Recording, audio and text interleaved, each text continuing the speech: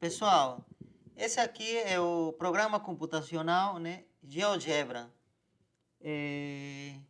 Esse programa nos permite, né, graficar funções.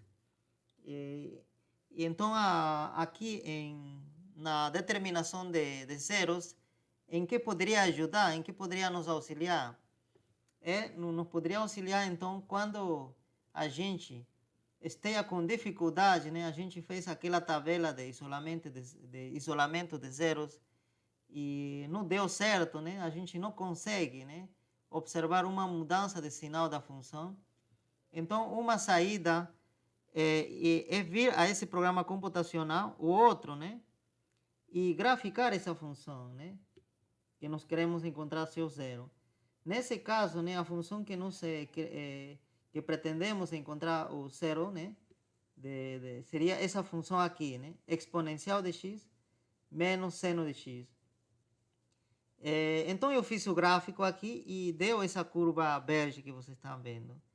E aqui, né, aqui dá para ver aqui, se eu pegar na minha tabela de isolamento números positivos para x, nunca vou poder achar o zero da função, tá?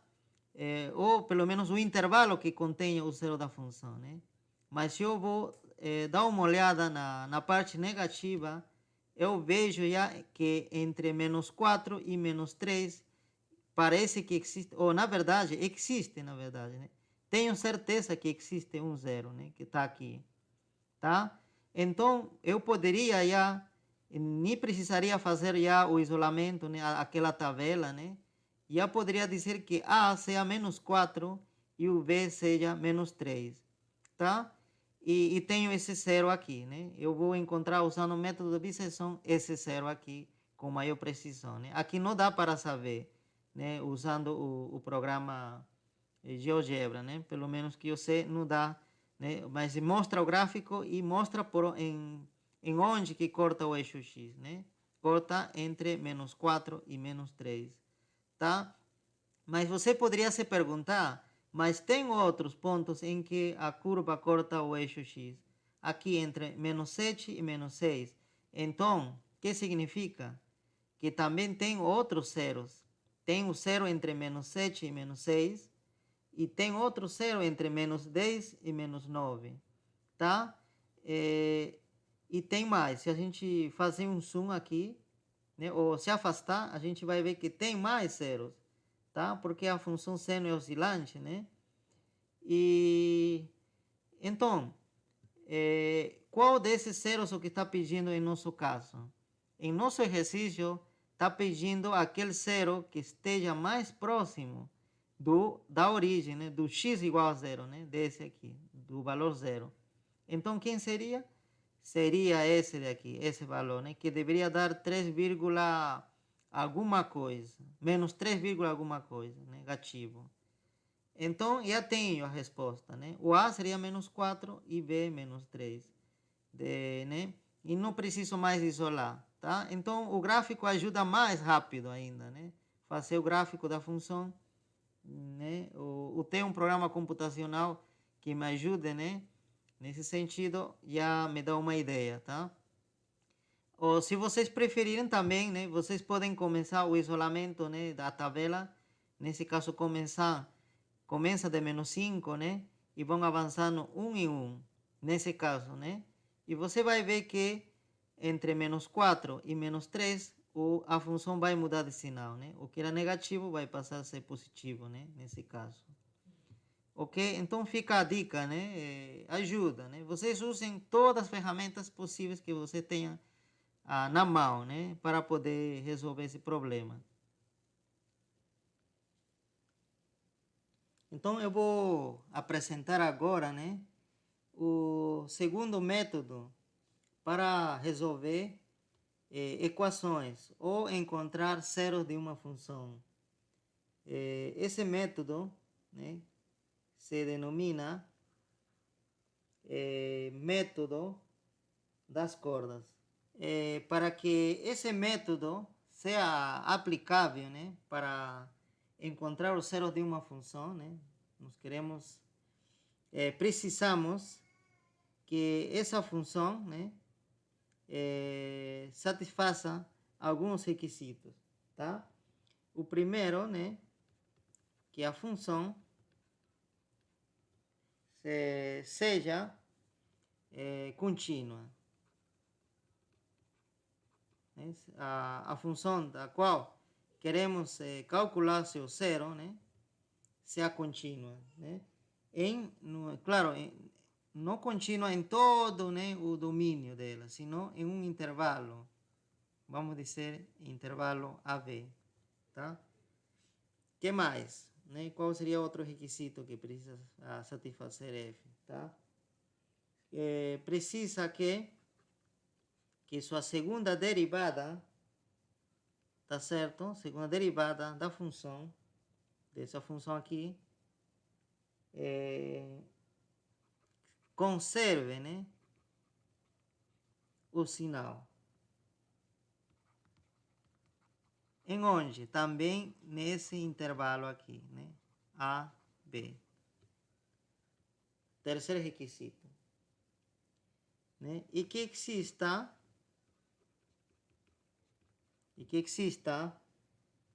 somente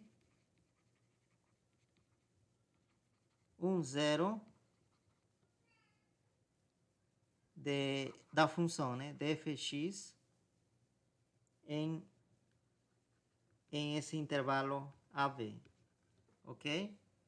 Então, uma função com essas características pode se apresentar de quatro formas, de quatro maneiras, tá? Vamos então analisar esses quatro casos, né? Tá? Vamos então começar com o caso 1. Aqui temos os eixos, tá? E vamos supor que esse intervalo que falei, né, A, B, seja isso, tá? Então, o primeiro caso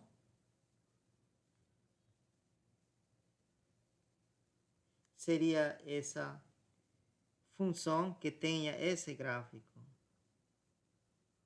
É dizer, uma função crescente, tá? Uma função crescente. Tá? E que mais? Você lembra que a função precisa ser contínua, justamente aqui está vendo que contínua em AB, tá? E que o sinal da segunda derivada nesse intervalo se mantenha, ou seja, se conserve, né? Que não mude. Se é positivo, que seja sempre positivo em todo esse intervalo. Se é negativo, que seja negativo, né? Mas nesse caso é positivo. Por que eu sei que é positivo? Porque a segunda derivada, tá? A segunda derivada, o que me indica é a concavidade da função, tá certo? Concavidade. Se a segunda derivada é maior que zero, tem concavidade para cima. Tá certo? Isso vocês devem lembrar das disciplinas de cálculo 1. Agora, se a função, a segunda derivada da função for negativo, significa que a função tem concavidade para baixo. Para baixo. O que significa concavidade para cima? É mais ou menos que tenha esse daqui, esse formato. Tá certo? Esse seria concavidade para cima, seria uma abertura para cima. E concavidade para baixo é mais ou menos que tenha assim, esse formato. E como você está vendo aqui, a concavidade é para cima, se está abrindo para cima. Tá certo? Então, com certeza aqui, nesse intervalo, a segunda derivada deve ser positivo. Tá? Então, isso que nós descobrimos aqui. Que mais? Que a função aqui, nesse caso, a função em A é negativo, né? Por quê? Porque esse ponto, né? Este ponto representa o gráfico da função em A. Está debaixo do eixo X, negativo. Agora, a função em B é positiva porque está acima, né? O gráfico em B, né, da função em B, está acima do eixo X. Então, seria positivo. Então, tem essas três condições, né? Nesse caso. No caso 1. Tá? Então, vamos analisando o segundo caso aqui, né? O segundo caso, uma função que satisfaça esses três requisitos. Então, y, x, aqui A e aqui B. Então, esse segundo caso seria essa daqui. Também com concavidade para cima, porém é uma função decrescente, tá? Decrescente. Tá? Então, nesse caso, também a segunda derivada é maior que zero, porém, o f de A é maior que zero, contrário do que era aqui, e f de B é menor que zero. Tá? Então, nós temos essa situação aqui. Tá? E cumpre todos os três requisitos. É contínua, tá? A concavidade se mantém porque em todos os pontos eu vejo que ela se abre para cima, ou, né, em todas as partes, né, se abre para cima a curva, tá? Né? E você também deve ter notado que cumpre também o terceiro requisito, né, que exista somente um zero nesse intervalo AB. Tá? Aqui, por exemplo, né, o zero seria onde se intercepta, né, a curva com eixo X. Esse seria o zero, que nós denotamos com R. E aqui também. E é o único, não tem outro. Tá? Não tem outro. Esse seria o segundo caso, né? De uma função com esses requisitos, né? Vamos com a terceira, né? O terceiro caso, né? Uma função que cumpra esses três requisitos também poderia ter essa forma. O A e aqui o B, né? Nesse caso, né?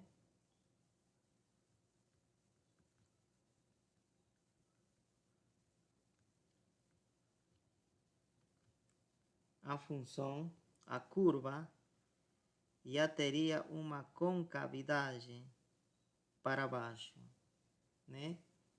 Aqui, então, a segunda derivada da função seria negativo, a concavidade, né? A inclinação da função aqui vai diminuindo, né? Aqui era uma inclinação bem mais acentuada, mas aqui já vai ficando menos, menos, menos, tá? E a segunda derivada justamente tem que ver com a variação da inclinação da curva. E aqui a inclinação vai diminuindo, né? Se está diminuindo a inclinação, significa que a segunda derivada é negativa, tá? Está diminuindo, né? Menos. Que mais? Aqui nós temos a condição de que f de A é negativo, como nesse caso aqui, né? E f de B é positivo. A única coisa que mudou é a concavidade, é dizer, o sinal da segunda derivada, tá? Aqui era positivo, no primeiro caso, e aqui é negativo. Ok, vamos com o quarto e último caso. Tá? Então, uma função com esses três requisitos também se pode apresentar dessa forma.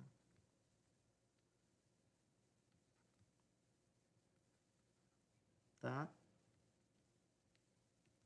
E vocês devem estar já imaginando que combinação está faltando, né? Está faltando, olha, concavidade para cima com função crescente. Concavidade para cima com função decrescente. Concavidade para baixo, função crescente. Concavidade para baixo, função decrescente, que está faltando, né? Então, seria assim. Ok? Então, nesse caso, a segunda derivada continua sendo menor que zero, tá? Porque, novamente, a inclinação vai diminuindo, tá? E aqui a função em A é positivo e a função em B é negativo, ok? Então, seria isso, esses 4 casos, tá? 4 casos. Então, nesses 4 casos, se poderia aplicar o método das cordas, porque cumpre os requisitos que estão descritos aqui. Tá? Então, eu vou começar aplicando o método das cordas nesse primeiro caso, né? Para que se entenda em que consiste. Tá? O método das cordas consiste em fazer o seguinte: aproximar essa curva por uma corda ou uma reta. Tá certo? É dizer, a partir desse ponto, né? Desse ponto da curva e desse ponto extremo da curva, né? No intervalo AB, a gente vai desenhar uma corda ou uma reta. Tá certo? Então, esse de laranja vai simular, né? Vai aproximar a essa curva aqui. Então, se aproxima, então a gente pode dizer, olha, esse daqui também será, posso dizer que simule o zero da função. Tá certo? E a gente vai chamar esse de x1 agora, com esse nome, x1. Então, a gente diz, olha, esse daqui está simulando, né? Ser zero, simulando ser zero da função.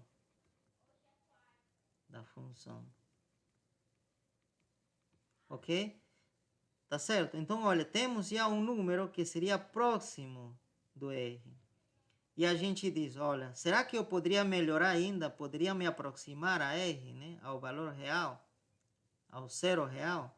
Sim. O que eu faço? Então, nessa parte, você poderia fazer o seguinte. Então, descarta esse intervalo, porque, olha, se eu determinei x1, eu dividi o intervalo AB em 2. AX1 e x1b. Então, essa parte posso descartar porque nessa região agora, ou nesse domínio, não aparece nenhum zero. Aparece só entre x1 e b. Então, descarto isso. Então, agora, vou calcular minha função em x1, que seria esse, né? O gráfico dessa função, nesse ponto, seria esse daqui, esse ponto da curva. Da curva. Uma vez que eu fiz isso, novamente, agora nesse intervalo x1 e b, traço uma corda, né? Tá certo? Traço uma corda agora, né? Já não seria com isso, porque senão vou repetir. Senão já seria com esse de azul, né? Traço uma corda, mais ou menos seria isso. E que vou encontrar? Na interseção com eixo X eu vou encontrar outro ponto, né? Outro X. E esse X já está mais perto de R.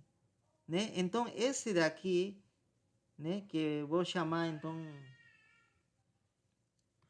esse novo ponto, que vamos denotar agora x2, ela simula melhor o zero, né? Simula melhor. Ela já representa melhor, tá? Melhor o zero, tá? O zero da função.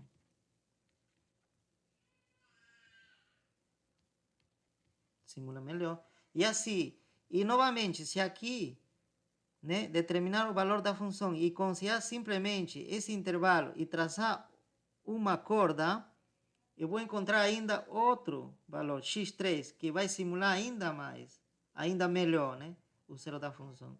Eu poderia fazer isso muitas vezes, de modo que os valores de x fiquem próximos de R. Em algum momento, quando fiquei muito próximo, né, dizer que já esse valor será meu zero, né, ou será o valor aproximado do meu zero. Tá? Então, em isso consiste o método método das cordas, tá? Eu poderia fazer isso para esses 4 casos, né? Para esses 4 casos, tá? Então, olha, vamos verificar isso, né? Nesses 4 casos, né? Pelo menos vamos traçar uma corda, né? Então, olha, se eu traçar aqui, uma corda aqui, ele vai passar mais ou menos assim. Então, esse daqui seria o X1. O X1, tá? Então, nesse intervalo X1 a V, já descarto. E, novamente, né, faço isso e vou traçando outra corda, né? Como já fiz aqui. E aqui, mesma coisa. Olha, junto e poderia fazer isso, né? Novamente. Esse aqui seria o X1, tá? E em que parte está o zero? O zero está aqui. E então essa parte se descarta, né? Vamos fazer a mesma coisa aqui, né? Antes vamos anotar o zero está aqui, R. E vamos traçar então a corda aqui, né? Pronto. E esse aqui seria X1. Então esse X1 simula ser R, né? Claro, pode ser melhorado, né? Aqui nesse caso, teria que fazer isso e traçar novamente uma corda, né? Que vai passar por aqui e vai ficar melhorado, como nós fizemos no caso 1, tá? Então isso, disso trata o método das cordas, tá? Ok. Vocês notaram o seguinte, que existe entre A e B, um deles permanece fixo, não muda. Por exemplo, o A vai mudar, né? Porque, olha, A, inicialmente vamos dizer que aqui A vale x0, um valor, né? x0, né? Mas quando encontramos x1 e já vou descartar essa parte, o que vai acontecer? Agora o A praticamente vai ser isso que está aqui. Então A vai ser igual a x1. E quando encontro x2, A já vai ser x2. E assim, x3, x4. Ok? Porém, o V permanece. Esse ponto nunca se mexe, né? Então, nesse caso, nós notamos que o V é fixo. E A varia, muda, né? Muda de valor. Tá certo? Primeiro vai ser x0, que eu vou chamar, né? x0. E depois vai ser x1. Depois vai ser x2. E assim em diante, tá? Então, será assim. Tá? Será que isso vai acontecer também para o resto dos casos? Vamos ver, tá? Aqui, vamos analisar. Quem se mantém fixo aqui? Quem que não muda, né? Quando eu fizer isso, essa parte será descartada, né? Essa parte será descartada. Então, A aqui se mantém fixo. E B vai mudar, né?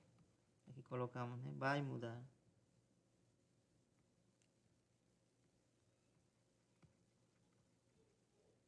E aqui, quem será fixo? Né? Quem será fixo? Se a gente fazer isso, de que lado está o R? Está do lado esquerdo, né? Do X1, esquerdo. Então, o A será fixo aqui. Não vai mudar. Tá? E o V, aqui também vai mudar. Né? Vai se atualizando, né? O V será x0 primeiro, né? Aqui, mesma coisa, né? Vai ser x0 primeiro, x1 e assim em diante. E aqui, no quarto caso, quem será fixo? O fixo será V, né? Porque está aqui, olha, x1, né? Está no lado esquerdo do R. Então, né? E o R está ao lado direito do x1. Então, o V será fixo e A que vai mudar, né? Vai mudar.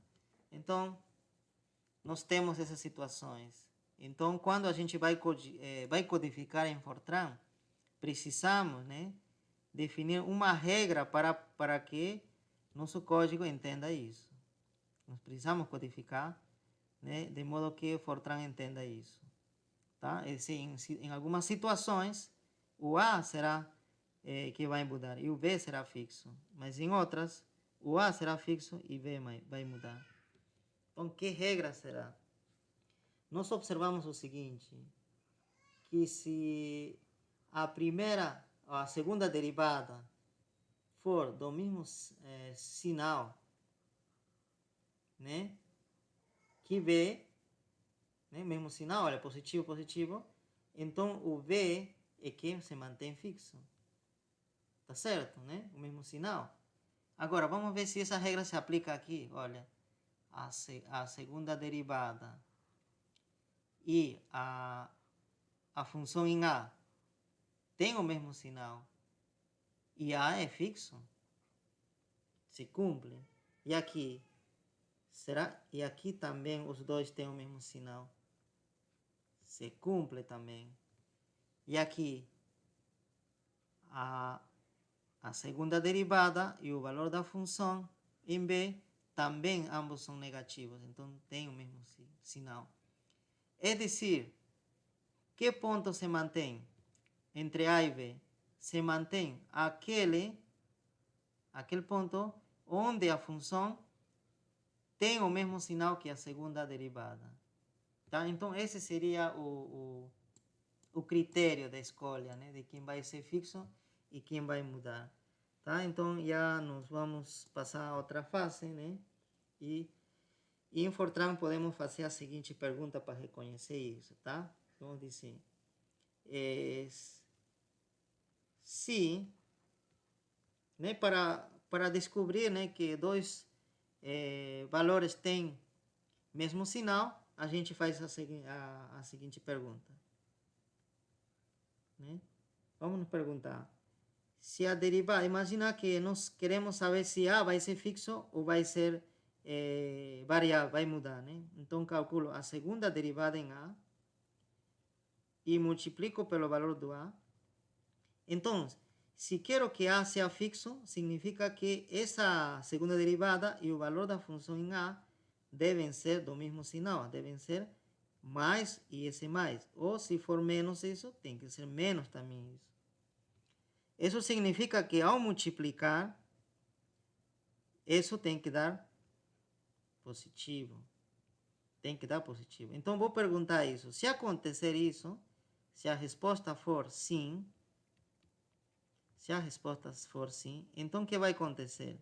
Então, A será fixo. A será fixo. Não vou mexer com A.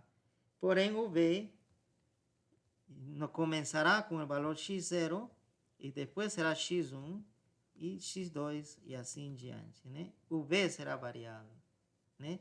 Se essa resposta, né, for verdadeira, né? Ok? Quando coloco isso, você já deve estar pensando no comando if, né? E se for verdadeira, tem que acontecer isso. E se for falsa, né? Se for não, a resposta, não se cumpre isso. Dá negativo esse produto, né? Então, seria outra escolha, não tem outra alternativa. Então, o B será fixo e o A é quem vai mudar. Começará com x0, vai ser x1, x2 e assim em diante. Então, já tenho, né, uma condicional, já tenho uma fórmula para escolher, né, o ponto fixo e o ponto variável, tá? Então, isso. E esse você vai cumprir para os 4 casos, assim, não importa, né, em que situação se cumpre. Ok. Agora, a pergunta, né, que você deve estar fazendo é como que vou encontrar esse x0 Não, x0 já vai ser dado pelo valor do A, né? Claro, né? Nesse caso, por exemplo, né? A. Claro, nesse caso vai ser pelo, nesse caso vai ser pelo V, né? O V que você encontrar, né? Vai ser o x0. Mas e o resto, né? x1, x2, x3, como vai calcular?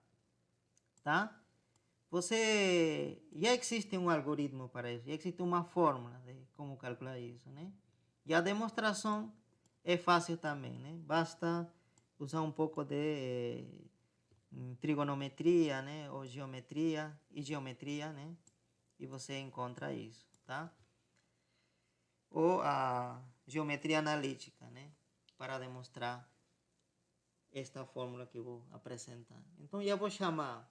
Não vai dar tempo para demonstrar. Talvez em outra oportunidade eu possa demonstrar, tá?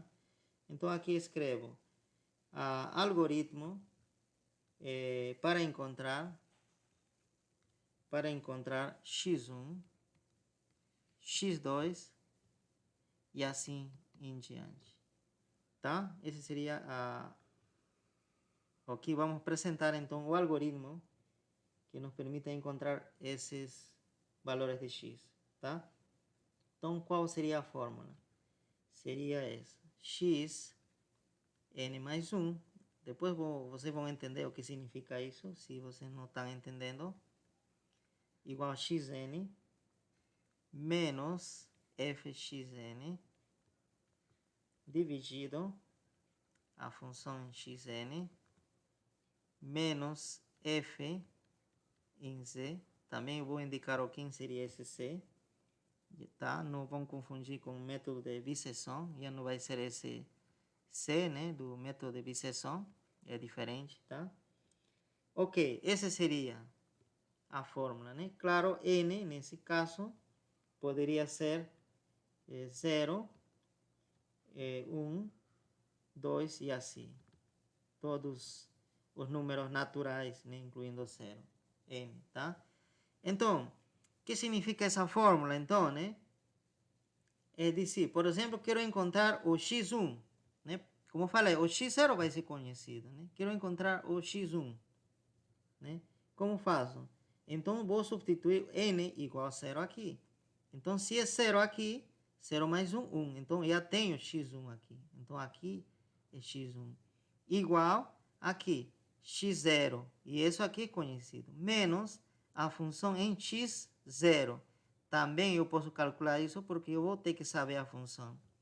Dividido a função em x0. Também conhecido. Mesma coisa que isso. Menos a função em c. Eu vou explicar o que é c. Vezes o x0, que é conhecido, menos c. Tá? Então, tudo isso você vai conhecer. Ok? E você quer calcular o x2? Então, aqui você vai fazer que n vai ser 1. 1, então vai ser 2. Aqui vai ser 1. Aquele que calculou anteriormente, aqui também 1 e assim. É dizer, primeiro, existe uma ordem, né? Calcula x1. Salva x1. Depois calcula x2 usando o valor de x1. Depois calcula x3 usando o valor de x2. E assim em sequência, né? Vai ser um ciclo. Ok? Agora vou explicar o que seria esse C que está aparecendo aí. Tá? Em que C é o ponto extremo do intervalo AB, seria o ponto extremo desse intervalo, é dizer, poderia ser A ou poderia ser B, porém, tem um requisito, que se mantém fixo. Que se mantém fixo. Tá certo? Então, por isso que eu fiz o esforço de explicar, né? Qual seria a condicional para determinar o extremo fixo. Tá certo? Por quê? Porque justamente esse extremo fixo vai ser o C. Tá? Vai ser o C. Então, imagina que aqui acontece que o A é fixo, então C será igual a A. Mas pode ser que seja o B, então será aqui B. Tá? Então, esse daqui depende dessa escolha, desse teste que a gente vai fazer. Tá? Ok. Continuamos. Então, fazendo isso, usando já o C, eu poderia melhorar esse teste ainda, né? Para que fique mais fácil codificar. O que eu faço é o seguinte. Se f de A, tá? F de A. Aqui vamos separar um pouco isso aqui. Tá? Se f, a segunda derivada da função em A, multiplicado pela função em A, for maior que zero, faço essa pergunta, tá? E analiso o seguinte. Se for verdadeira, sim, né? Se a resposta for sim, você lembra o que acontece? Quem é fixo? O A. Então, o que eu faço? Então, o C deve escolher entre A e B, mas aquele que for fixo. Então, nesse caso, nessa situação, né? Se for a resposta for sim, quem é fixo é A. Então, C será igual a A. Vai adoptar o valor do A. Então, já codificou dessa forma. Que mais? E quem vai ser o x0, né? O ponto de partida, né? O outro, né? Então, o x0 será o B. Esse será o ponto móvel, né? Depois vai adoptar o valor de x1 e assim diante. Ok, e se a resposta for não, a essa pergunta, né? Se for falsa, então o que vai acontecer? C será igual a B. E x0 será igual a A. Ok? Então, com isso está resolvido já.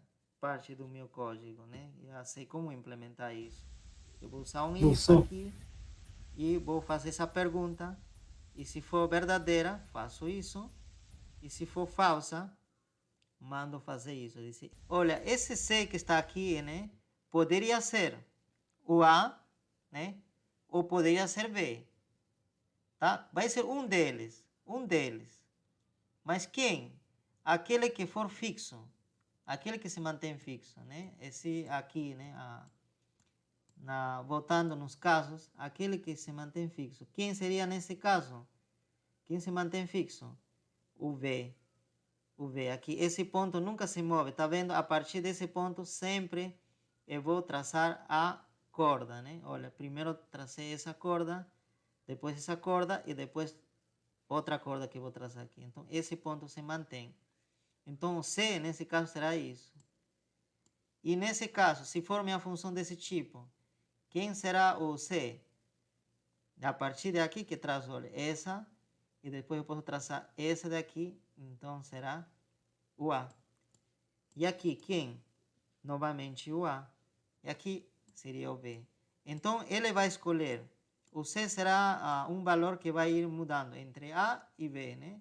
Ou seja, pode ser A ou pode ser B. Ok? E na hora de codificar, como faço essa escolha? Usando essa condição. Tá? Se se cumprir essa desigualdade, então o ponto fixo será A. Se não se cumprir, o ponto fixo será B. Então, se aqui em si, né? Se o ponto fixo é A, C, claro, tem que ser o A. Né? Mas se a resposta for não, né? Quem é fixo? O B. Portanto, o C adoptará o valor de B. Então, esse valor que você vai substituir aqui, nessa fórmula, né? Nesse algoritmo. Ok? Então, seria isso, né? Tá? Para que fique mais claro ainda, eu posso, né, dar alguns valores aqui. Tá? Vamos, por exemplo, como seria, né? Na hora de resolver como uso essa fórmula, né? Para cada caso em particular, né? Você lembra? Quero determinar x1. o que eu faço, né? Faço n igual a 0, né? N igual a 0. Então, o que vai acontecer na fórmula? Então, eu vou copiar na fórmula, olha. Então, se aqui é 0, eu vou ter x1 igual a x0 menos f de x0 dividido f de x0 menos f de c multiplicado por x0 menos c. Ok? Então, o que significa? Aqui, como que resolvo já, ou como calculo x1 de fato, na prática? Seria da seguinte forma, né? Você lembra que quando você vai começar a resolver, né, um problema de encontrar zero, você precisa começar, né? Começar determinando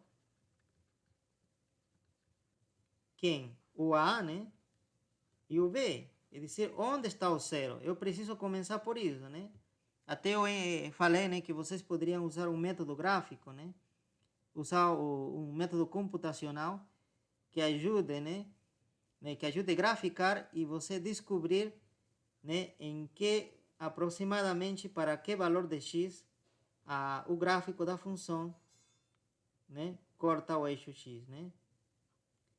Tá certo? Então, mais ou menos, né, aí você pode reconhecer, por exemplo, aqui for 3 e aqui for 5, né? Então, você pode dizer, olha, eu vi que no meu gráfico, que eu usei GeoGebra, vi que a curva, o gráfico da função, corta o eixo x entre 3 e 5. Eu vi lá. Então, você diz, olha, então você já pode dizer que o A seja 3 e o B seja 5.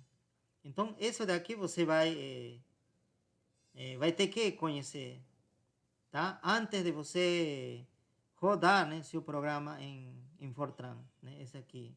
Você tem que descobrir, né? Usando algum programa computacional, tá? Posso recomendar, então, o GeoGebra. Tá? Um programa gratuito, né? E dá para também você rodar online, né? Não precisa nem instalar, né? Como comentou Franklin. Ok, então eu tenho o A e tenho o B. Pronto. Então, uma vez que eu fiz, que eu tenho isso, o que eu vou fazer? Eu vou fazer esse teste. Como já tenho, né, o A, eu vou calcular, né, determinar isso. É dizer, dado a função, imagina a função f de x, eu vou também precisar calcular quem? Manualmente, né? Analiticamente, né? Preciso calcular sua segunda derivada e saber que expressão é, né? A função já sei, né? A segunda derivada preciso também saber. Então, o que eu vou fazer? Vou substituir o valor do A aqui, né? Então, vou calcular f de A e também a segunda derivada, né? A segunda derivada em A. Tanto aqui vai entrar A, que você conhece, nesse caso seria 3, né? A, e nesse caso também entra A. E você calcula, né? O programa, o Fortran, nessa parte já seria o Fortran que vai fazer esse trabalho, né? Vai calcular e vai multiplicar esses valores e vai verificar se é maior que zero. É dizer, se eles têm o mesmo sinal, né? Porque somente se for mesmo sinal será positivo essa expressão, tá? Então, vai analisar isso. Se acontecer que for maior que zero, então o que vai acontecer? O C já adopta esse valor que você colocou, é dizer, 3, né? Já entraria aqui 3. Né? Você já diz no Fortran que o C seja 3. E que mais? E o x0 seja quem? O outro. Quem é? O 5. Pronto. Ok? Imaginamos que aconteceu isso, né? Mas se acontecer que não, então você já sabe, faz isso. Então aqui entraria 5, o C seria 5 e x0 seria 3, tá?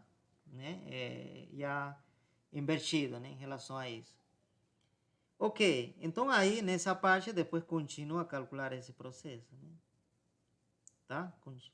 Vem aqui, então n igual a 0, então eu tenho já na fórmula, né? na fórmula de cima, estou praticamente substituindo aí, tá? N igual a 0, então vai ser x1, tá? E reescrever essa fórmula, né? Agora eu vou explicar que vai acontecer com esse valor. Então x0, quem seria? Um deles, uma dessas possibilidades. Então vamos trabalhar com essa possibilidade. Imagina que deu isso. Então, x0 seria que quanto? Seria 5. Aqui seria quanto? 5. Aqui também que seria? Seria 5. E quanto seria c?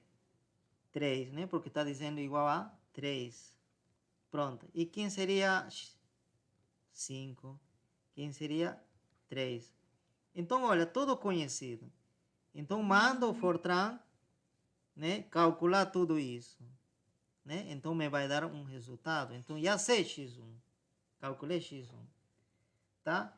E vamos para o próximo caso. É dizer, usar essa fórmula agora mais para n igual a 1. Então, uso essa fórmula. Como seria, então? Se eu fizer isso, n igual a 1, então eu vou encontrar o seguinte. x2, né? Aqui vai acrescentar 1, né? x2. Esse aqui também vai acrescentar, será x1 menos x1. Tá? Isso aqui também, o índice, né? Vai acrescentar uma unidade. F de C, novamente. Por vezes, né?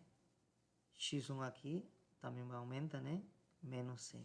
Ok? Então, seria essa a fórmula. Tá? Se você quer testar, pode substituir aqui em toda essa fórmula n igual a 1. E vai dar tudo que está aqui embaixo. Tá? Que escrevi. Então, agora o Fortran vai calcular isso. Então, aí o Fortran, e você vai se perguntar, olha, será que tenho todos esses dados para poder já calcular isso? A resposta é sim. Por quê? Porque você, nesse primeiro passo, já encontrou x1. Então, já conhece isso. Já conhece isso. Já conhece isso. E C também conhece porque, né? Já falamos. Quem era? 3. Né? Não vai mudar. E aqui, novamente, 3. Ok? E assim, no próximo passo, então você poderia já fazer n igual a 2. Então, nesse caso, você vai encontrar quem? x3, né? A partir de x2. Né? E o resto vai ser bem parecido a essa fórmula, porém, aqui x2, x2, x2. E como x2 você já calculou aqui, vai usar aqui. Então, vocês entenderam a lógica, né? Depois faço n com 3. Então, e aí, nesse caso, vou encontrar o x4, ok? A partir de x3 e assim, né? Até, né? Até um ponto, né? De parar, de fazer tudo isso, né? É dizer, eu vou usar um do nessa parte, né? Vai ser um processo repetitivo, tá? Só que, observem, eu vou fazer esse teste, sim, né? Esse daqui, uma única vez. É dizer, que isso daqui tem que estar fora do antes do comando do, tá certo? Porque isso daqui já não vai mudar depois, tá? Depois, a única coisa que vamos fazer é ir calculando os valores de x. É dizer, ir melhorando os zeros, né? Porque esse aqui será um zero ainda meio ruim, mas esse aqui será já um zero melhorzinho. E esse aqui já será regular, um zero regular. E esse aqui um pouco melhor ainda.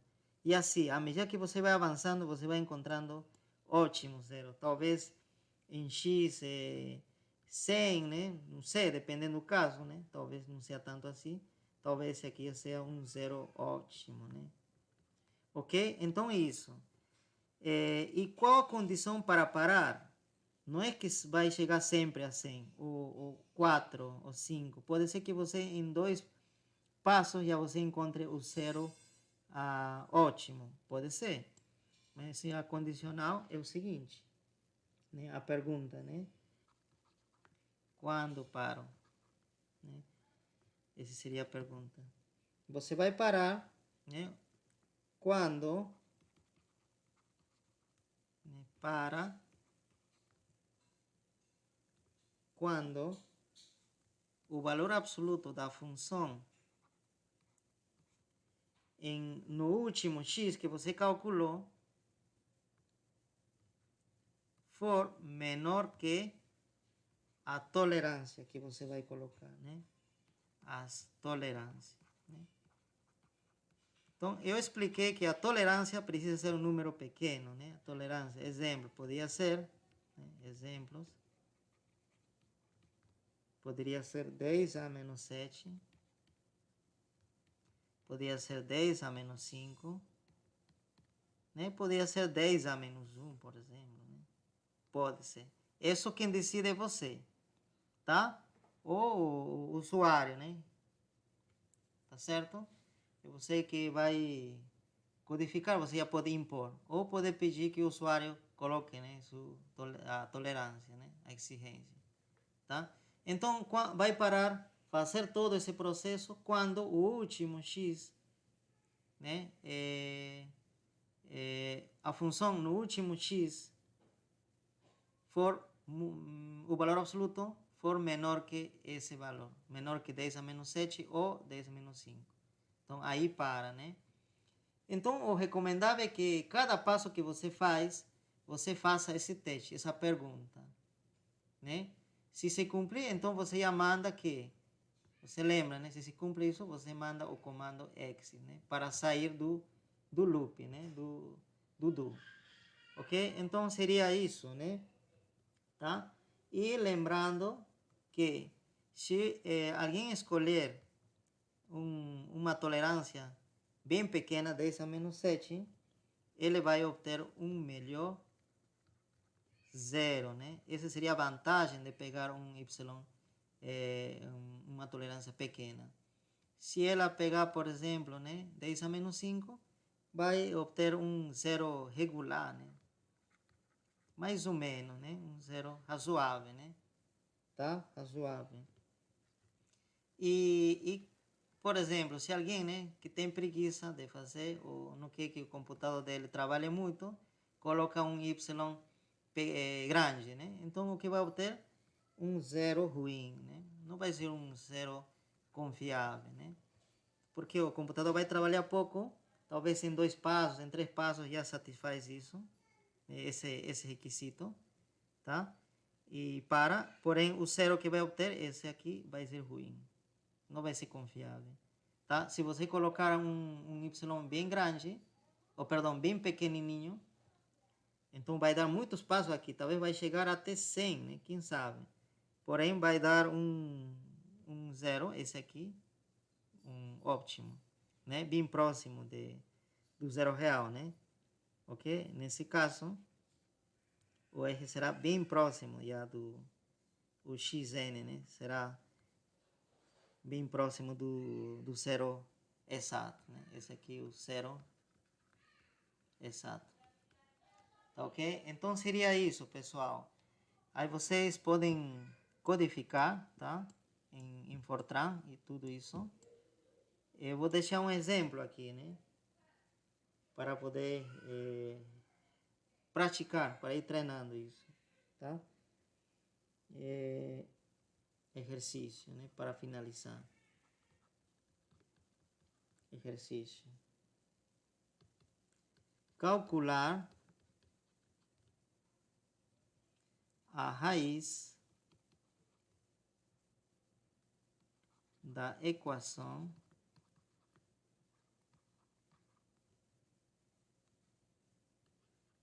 x menos seno de x menos 2 igual a 0. Tá? Com uma tolerância, eu vou colocar só opção, você sabe que é tolerância, de 10 a menos 5. Tá? 10 a menos 5. E aqui diz, né? Use essa informação, é importante, tá? Não fique só lendo até aqui, tá? Também leia essa última parte. esta equação tem uma raiz em... Então, você já tem o A e B, né? Você está com sorte, né? Então, é isso. Já tem nesse intervalo um zero, ou a raiz, né, dessa equação. Tá? Então, aí você já começa com esse A, não precisa fazer mais, não precisa fazer o isolamento do zero, ou usar o método gráfico, nada, né? Você já tem aqui, começa com esse A e esse B. Tá? A única coisa que você precisa fazer aí seria implementar o código ou o programa, né? Para que faça esse teste, né? Tá? Porque essa parte você já está dado. Você vai ter que fazer, implementar para que faça esse teste e dizer quem que é o ponto fixo e quem que é o ponto variável, né? E uma vez que você fez isso, você vai ter que, né, usar um comando do para fazer esse processo repetido, tá? Várias vezes, né? Até ir optimizando, né, o zero, né? O candidato a ser zero, né? O x, tá? Até se cumprir essa condição, tá? Quando se cumpre, então manda sair exit, né? Tá certo, pessoal? Então, seria isso, tá? Finalizamos a aula